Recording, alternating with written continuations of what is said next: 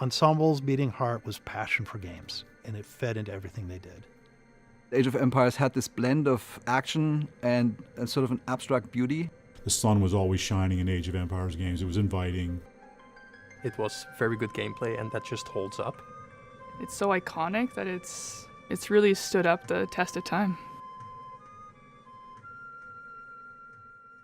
I was just out of college, or just out of quitting college. Wanted to get into programming, so first started as a freelancer, and then that led to starting Ensemble Corporation with John Bookscott. It was the two of us initially, and we quickly had a few more people growing that company. And it was really focused on business software, did a lot of stuff with banks, your typical business stuff. But even in that venue, Tony, he was always a outside-the-box thinker, super creative at heart.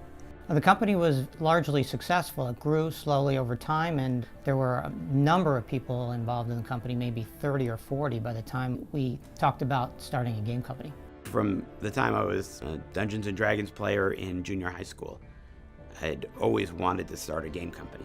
I thought it was a board gaming company, and then I thought it was a computer game company, so that was always on my mind. I think Tony really only did the business stuff so we could get to the game.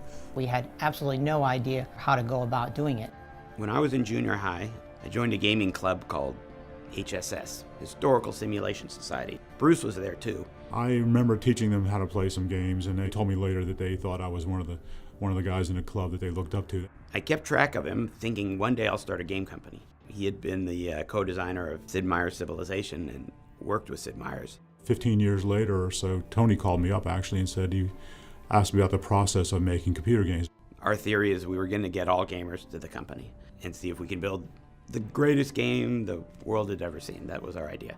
There was no game idea on the books when we started. The first idea that I recall was like the television show Lost, where people are stranded on an island and they have to get their materials together to get off. The team at Ensemble definitely was taking influence of seeing how RTS was growing and how there were other RTS games out there that maybe weren't historically set. I wanted randomly generated maps. I wanted the game to be different every time you played. And we wanted to have a non-cheating AI that played like a real human being. Warcraft 1 really focused our direction. We looked at Command & Conquer and Warcraft and Civilization, and we made a list of what those games were doing really well. Why were they successful? What was important about those games? We have to be as good as them in what they're doing really well. And what they're not doing is our opportunities. That's where we're going to make our game different. I think the topic is the most important decision you have to make when you're doing any game. My real passion was history. I read a lot of historical fiction, and so when Age came around, for me it was this perfect melding of the kinds of games that I like to play, real-time strategy games, with this history that I loved. Turns out there was an awful lot of people who liked the historical aspects.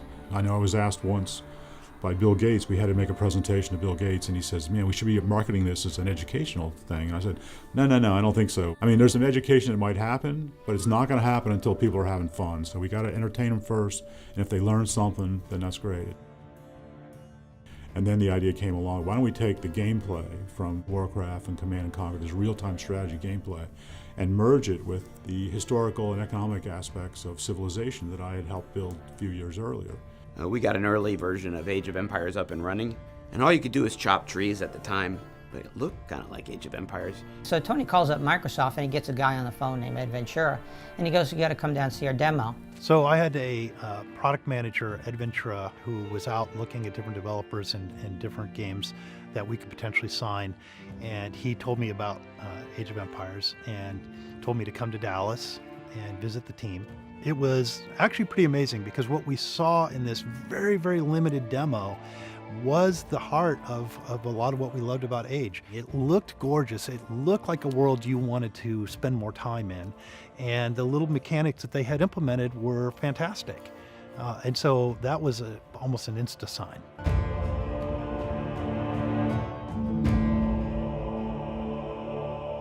PC Gamer magazine ran a cover story called The Year of the RTS, and it had a cover story listing 50 RTS games coming in the next 12 months. Out of that, when we look back in history, only a very small number of games, are ones that people even remember today. We can be proud that we stood up to a lot of competition and exploration in a genre that was exploding at that time. I don't think there's many people that don't know what Age of Empires is. Everyone knows it, everyone probably played it. They gave us a plaque. I have it at home. for 1 million sales. They were ecstatic. It exceeded expectations at 1 million. At 2 million, I put a little sticker over it and wrote 2 million on it. At 3 million, I wrote 3. And after that one, I just kind of took it off and said, don't need to count anymore. It just kept going. I remember coming off of the end of Age of Empires 1, which is right when I joined. Coming into the development of Age of Empires 2, it was kind of this moment that you get sometimes in the game industry where you have a team that just finished a game, like the first game in a franchise, and it's kind of, we just have this feeling of like, there's all these things we wished we could have gotten in that game, but we just ran out of time. And so everybody was dying to make the sequel. And I think the Middle Ages was the best topic of all for a strategy game like that. I mean, men were still basically banging on each other and shooting arrows at relatively short range, and the units were still recognizable. We had these great images of knights and castles, and when you heard the trebuchet go off, it was really bad news. The online component of being able to play against other human players was finally coming into its own there in the mid-90s. We had just hit the sweet spot in the balance and the design of that game so that it's just endlessly replayable, especially multiplayer. The kind of scenarios that you encounter when you're playing online, they're just so varied, and there's so much strategy there that you can just kind of keep going. There's still, I think, new strategies being discovered today. I think some of what happens, and you see this in a lot of franchises, the first one happens somewhat underground and it grows.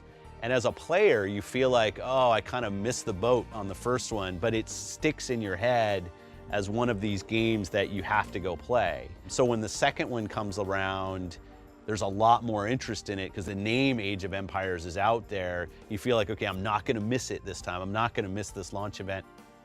It was a perfect storm of a game. We'd learned so much making Age 1. Age 2 was the ultimate, kind of the pinnacle for a whole variety of reasons. My favorite review, Computer Gaming World, said, this is the ideal sequel. This is what you want.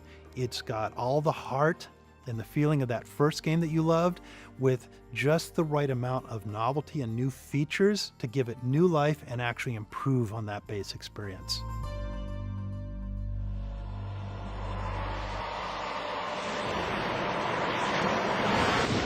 Between Age 2 and Age 3 was Age of Mythology, which was a real departure. We really love fantasy, but we also really love history. And then it hit us, that's mythology. That's the perfect topic. The nice thing about Age of Mythology is it was a quasi-sequel. It was obviously rooted in a lot of the mechanics and ideas of the earlier games, but it gave them a lot more creative license. And I think it really gave them a little bit of a charge. Like, oh, hey, let's go off and learn about Norse mythology and how to work that in the game in an interesting way. And let's create some new mechanics and some things that you could never have in a historically based world. It was this branch of the franchise, right? It wasn't a mainline Age of Empires title, but so many people responded so strongly to it. It kind of had the most active and vocal community of any of the games we had worked on.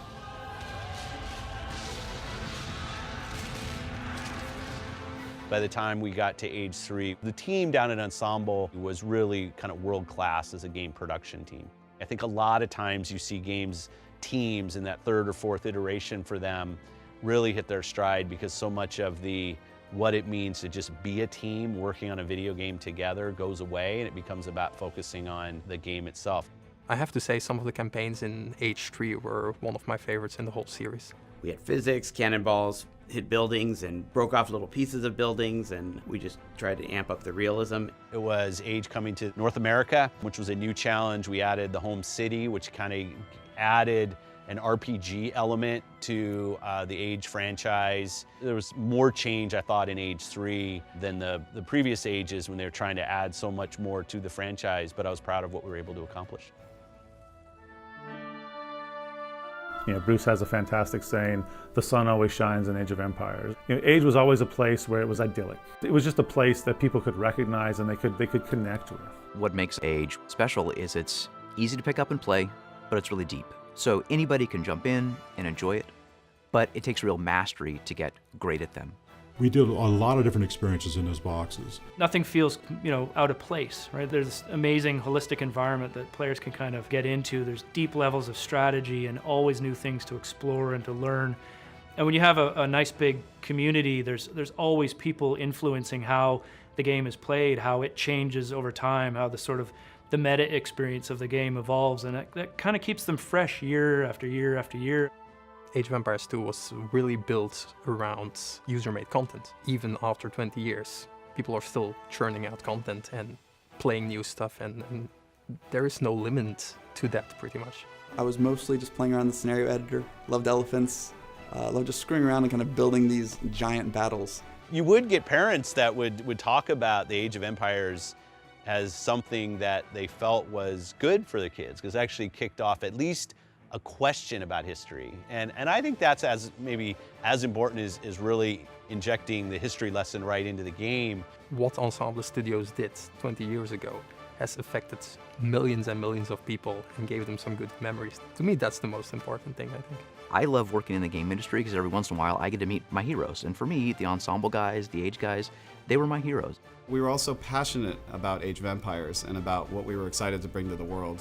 They worked long hours, they poured everything they had into this game. And then I think the other thing that was a little surprising was how good everyone was at their jobs, even though most of them had no background in games. The number of talented people that Ensemble Studios attracted was amazing. I think part of the formula was that we didn't know anything about games. We didn't have any ideas about what was hard, so we just thought everything would be easy, and we moved forward with stuff. There's still people who play Age of Empires 1 today. If these guys didn't go anywhere in the last 20 years, I don't see them going anywhere in the next 20.